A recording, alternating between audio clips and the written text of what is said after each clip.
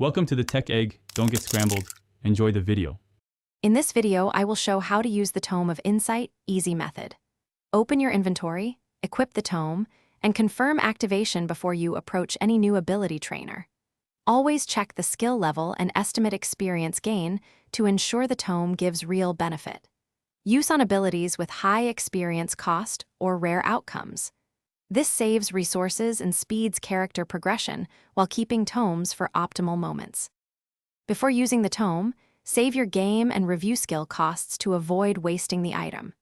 Confirm that any temporary boosters you plan to stack are active and compatible with the tome. Pick a training spot with minimal interruptions so you can finish the learning sequence in one go. If the skill requires resources, prepare them beforehand so the tome's effect applies fully to the intended ability.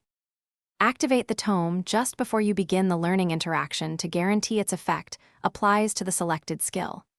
Watch the experience numbers closely as the ability completes to confirm the boost registered. If you see no change, reload your save, re-equip the tome, and attempt the sequence again to avoid wasting the item. Repeatable practice will make the easy method fast and reliable for improving. Thanks for watching. Consider subscribing if I helped unscramble your problems.